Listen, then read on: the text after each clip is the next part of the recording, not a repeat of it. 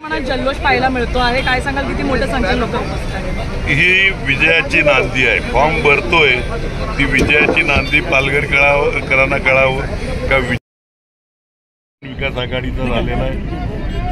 त्याच मध्ये सर्व कार्यकर्ते पालघर जिल्ह्यातले सहभागी झालेले आहेत. तुम्ही म्हटलं होतं कार्यकर्ता माझा स्टार प्रचारक आहेत, आज इतक्या मोठ्या प्रमाणात स्टार प्रचारक तुमच्यासोबत उतरलेले आहेत.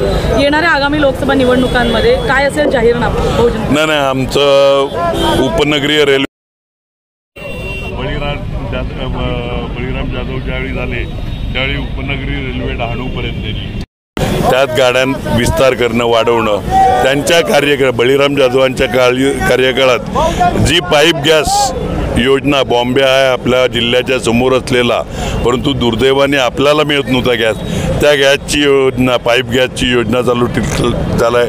अर्ध्या जिल्ह्यात पोचलं आहे, अर्ध्या जिल्ह्यात पोचायचं आहे का त्या गॅसद्वारे जास्तीत जास्त लोकांना कशा प्रकारे गॅस मिळेल आणि इंडस्ट्री वाढेल, का रोजगार उपलब्ध होऊ शकेल, त्या दृष्टीने ते जास्त वेगाने काम कसं होईल ह्याच्यावर लक्ष राहील. आणि तिसरं महत्त्वाचं काम बळीराम जाधवांच्या काळात झालेलं ते जव्हार, डहाणू जव्हार नाशिक हा जो एक रेल्वे मार्गाकरता 58 कोटी रुपये सर्वे करता आणलेले, दुर्दैवाने आमचा खासदार हरल्यावर त्याच्यात पुढे काही झालं नाही. त्याच्यामुळे तो जो नाशिक डहाणू रेल झाली तर इकडूनच्या संपूर्ण आदिवासी बेल्टला चांगल्या प्रकारे दळणवळणाचं साधन निर्माण होईल स्वस्त दरातलं. तर या गोष्टींवर फोकस करून आम्ही पुढे जाऊ. शेवटचा प्रश्न अप्पा, आधी बहुजन विकास आघाडीचे खासदार होते, मध्ये कुठेतरी गाडी अडली होती, पुन्हा एकदा महाविकास आघाडी महायुतीसारखे मोठे पक्ष देखील समोर आहेत.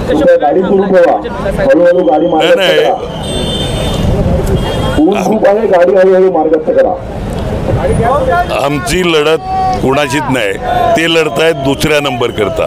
आम्ही अनडिस्प्युटेड एक नंबर आहे.